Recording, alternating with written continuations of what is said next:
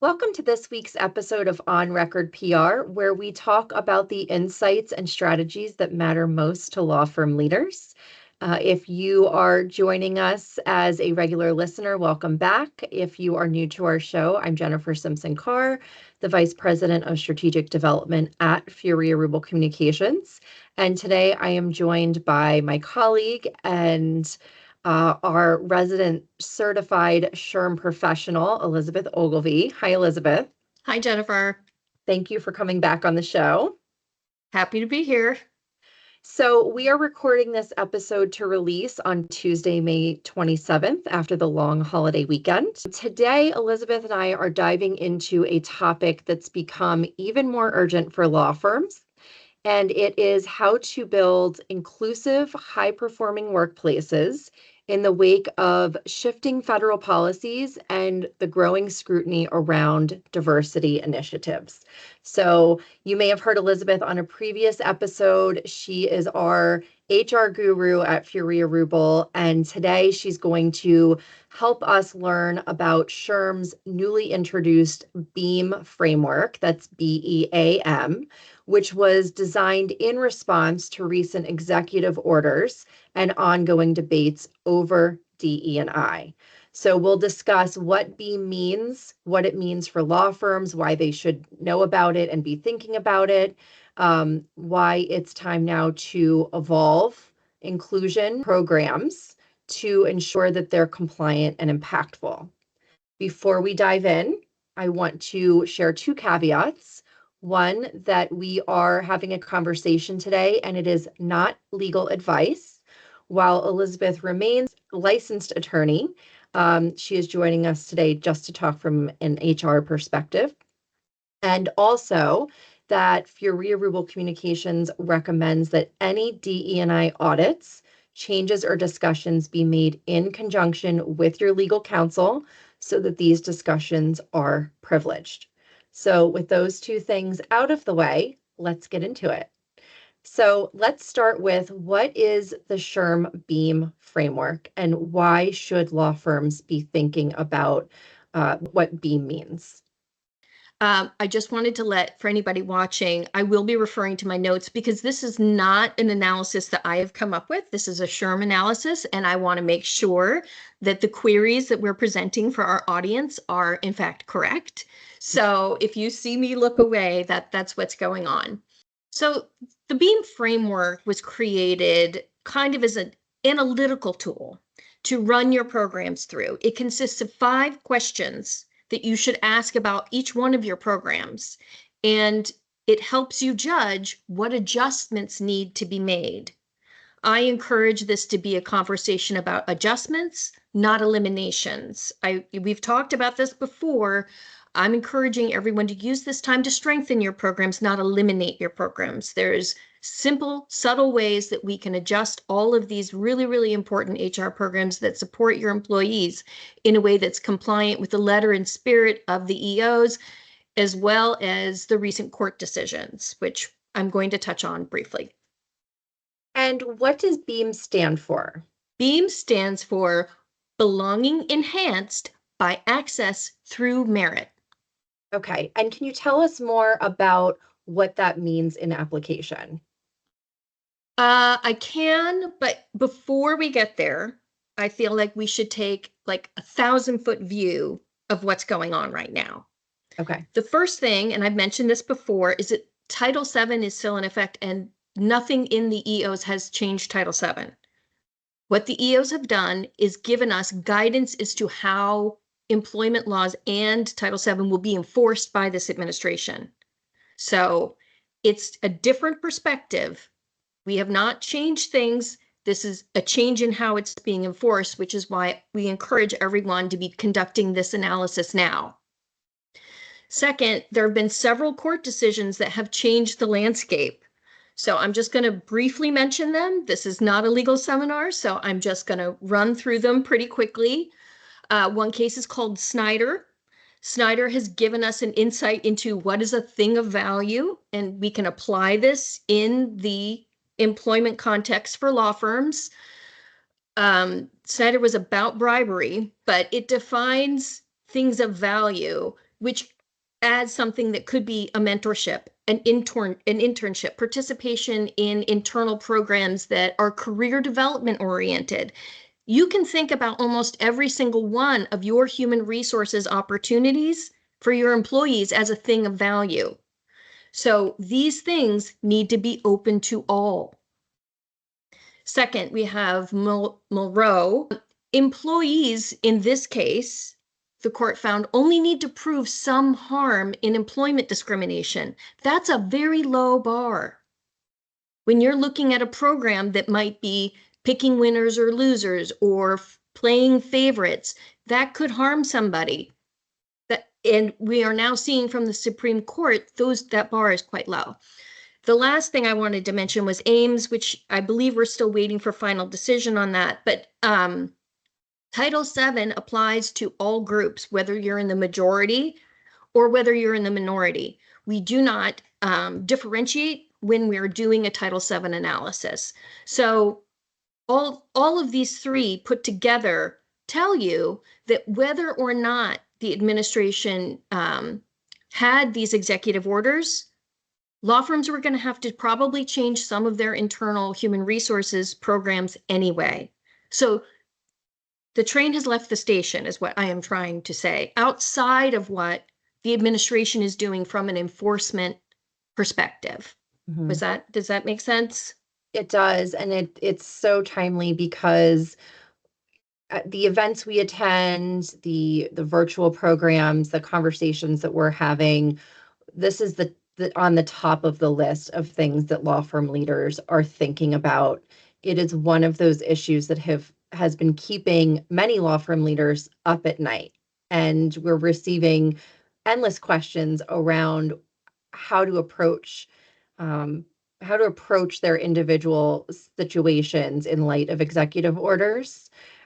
So yes, it makes sense and it is timely. You mentioned earlier that there are 5 questions in the BEAM framework. Yes. So how can law firm leaders use them to audit or improve their inclusion initiatives? So the BEAM rubric focuses on merit-based inclusion, where your performance and skills and access to opportunities take priority over identity-based considerations, anything demographic, right? So what are the questions? The first question we ask you to consider are your internal programs, are those opportunities equally accessible regardless of sex, race, or other protected status?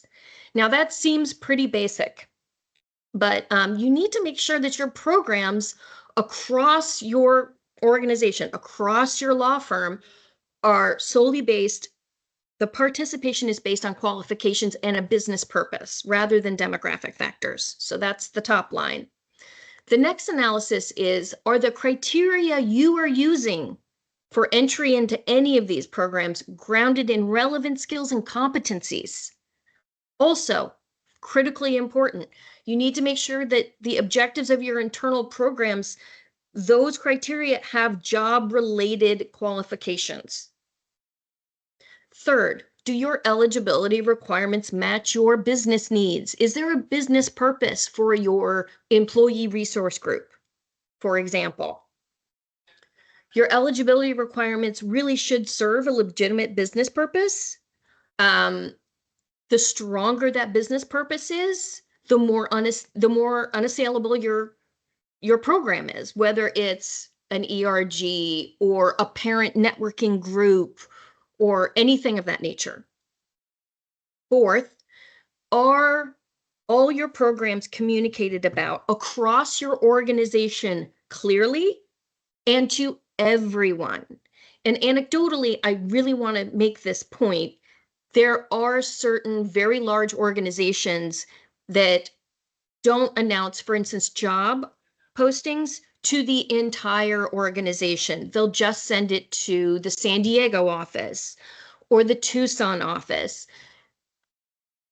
SHRM suggests that these opportunities be broadcast across your organization, and that means across geographies. Are these opportunities being communicated through newsletters, company meetings, widely enough that nobody has to search. It's open, it's not a secret. Those opportunities are there for anyone to participate in if they meet the relevant qualifications and criteria. The last one, do your programs and initiatives provide valuable business-aligned learning opportunities for all employees that are eligible? That kind of wraps up everything we've already talked about. You need to make sure that all of your programs are broad-based and merit-based. So if you take those 5 questions and you apply them to your internal programs, you'll be able to see pretty quickly which ones pass this kind of analysis and which ones need adjustment. So as I was reading through the BEAM materials to get myself up to speed for just generally, but also for this conversation, one thing that I noticed is that one of BEAM's core principles is merit as the primary lens. So my question for you is, what does this mean in practice for law firm recruitment, promotion, and talent retention, which is a big consideration for law firms right now as they are looking to retain and attract really great talent? Yeah. Well, I'll give you SHRM's definition first. So SHRM defines using merit as the primary lens, talent identification focused on measurable skills and performance, using skills-based assessments to eliminate bias and ensure that decisions reflect true potential. I think that's beautiful. It's perfect. And that is how we should be approaching our hiring and talent decisions. That's why another reason I think that this is actually a good thing that's happening, even though it's causing mass disruption. I think this is going to strengthen your programs for the long haul in a way that is more permanent and accessible to all. So for hiring, I'm a huge supporter of inclusive hiring, and it's something that I think law firms are lagging at. For example, if law firms could eliminate some of the more subjective criteria they use when they're winnowing down applicants that come in, they would have a fairer process. I mean, for example, what does it mean if someone is on law review? How can we be sure that even getting on law review was an unbiased process? So in that way, by eliminating subjective things, the name of the school, whether the school is a top tier, and focus on things like, is this applicant a Rule 9 attorney? Did this person actually practice law in federal court? I did. And it gave me a boost in my skill set. That to me is a concrete skill. And it's not subjective. It is actual proven work that was done. And further to that point, broadening the pipeline altogether is a great practice to make your hiring practice more equitable.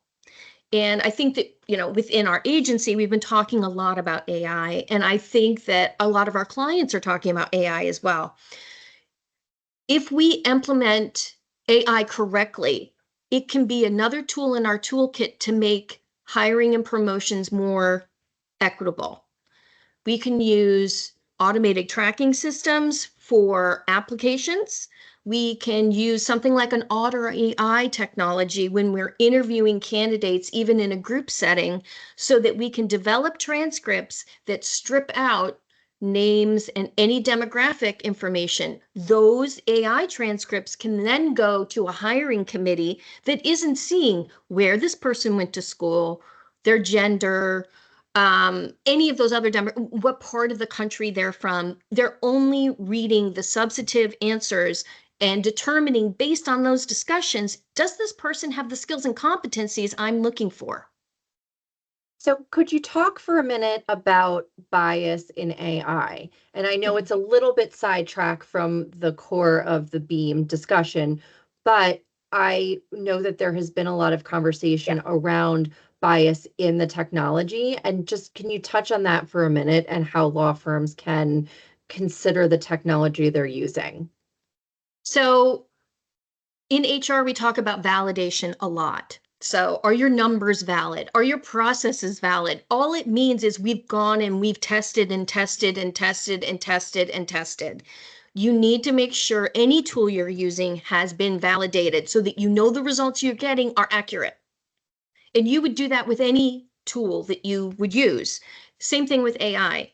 I know it's new, I know it's fancy and exciting, but AI makes mistakes. So, and we won't get into it today, there are ways to validate and test your AI systems. But by adding AI into some of these hiring processes, especially processes that involve lots of interviews, a lot of different touch points throughout your organization, having something that does it in a blind way, so you are really just focused on those skills and competencies, is really going to get you further on the path to having the most equitable and strongest inclusive workforce. So I want to go back to the executive orders. You and I talked about those earlier this year. You did an incredible job breaking down during a very heightened state of panic, I think, in the legal community, what they truly meant. So with the recent executive orders restricting certain diversity, equity, and inclusion practices, and kind of in turn creating new legal risks around the traditional DEI efforts we've seen at law firms, how can law firms stay compliant without abandoning meaningful inclusion efforts that they have spent time, resources, and energy putting into place? I think of this as not eliminating, but adding, Okay. right? Amending, not ending. There are certain talent and hiring practices that we're all aware of in the legal community that we don't talk about, and they're not great because they are biased. And what we're asking is take a neutral look, go through this analysis, and make this a mindset shift away from picking winners and losers or playing favorites to make it more equal. I like to think of it as skills over subjectivity, which is my phrase. But if you approach everything with skills rather than subjectivity, you're in a safe space. That is the zone where all of our HR should really be functioning in. So, how do you see all of this big picture reshaping traditional approaches to diversity, equity, and inclusion in the workplace generally? Things are going to change, and I don't think that's a bad thing. I think that, I hope in the future that we're going to be doing some podcasts on ERGs, but there are ways that we can make these safe spaces for everybody, right? Everybody needs to play by the same playbook. Everybody has to follow the same rules of the road. And that has not historically been the case, whether everybody wants to admit that or not. So, you've mentioned ERGs a few times. I know what they are because of you. For those listeners who may not know that acronym, what does that stand for, and generally, what does it mean? ERGs are employee resource groups. You may know them as special interest groups. You may just know it as moms get coffee together online, or dads supporting dads, or there are so many fun and interesting employee resource groups, and they provide a huge benefit. They give employees a sense of belonging, especially during a stressful time like parenthood. They are a lifeline sometimes, just to have that other person that you work with away from work talking about some of the things that are maybe stressing you out and helping you cope better. And you know what? That makes you a better employee. These are the kinds of benefits that we want to save and enhance. And using the BEAM framework, we can do that in a safe way that does not attract negative attention and makes everything more fair and equitable for all. So we will drop in the show notes a number of links, including the conversation that you and I had earlier this year about the executive orders and the impact on diversity, equity, and inclusion efforts at law firms. and also some resources from SHRM and the BEAM framework, more explainers if our listeners, need that information. We are recording an episode for next week on ERGs. So for those listeners interested, stay tuned. Elizabeth, I know you have a lot to share around that and that you're passionate about that topic and enhancing those opportunities for employees. Thank you so much for joining me. I learn so much from you, and the lens through which you view the critical issues of the day for law firms is invaluable to the agency. I've been learning a lot from everything that you've been sharing, and I'm really grateful for it. So thank you to our listeners as well. We appreciate you tuning in. If you have enjoyed this episode or any of our episodes, please consider leaving a review on iTunes, sharing the episodes with your friends or colleagues. We really appreciate your feedback on topics. So please continue to send those to us at podcast@onrecordpr.com. And we will see you next week to talk about employee resource groups. Thank you, Jennifer. Thanks, Elizabeth. This episode is brought to you by Furia Rubel Communications, a public relations and marketing agency serving law firms and businesses worldwide. With an expert team positioned throughout the U.S. and supported by an international faculty, Furia Rubel enhances our clients' brands through integrated communications by providing expert guidance in crisis management and high-profile litigation, protecting brand and reputation, and supporting internal marketing teams. To learn more, visit furiarubel.com. On Record PR is produced by Jennifer Simpson Carr and Matt Henderson, with support from the team at Furia Rubel Communications. This episode is edited by Isabel Horan and Christian Yamula. Visit www.onrecordpr.com for resources and more information.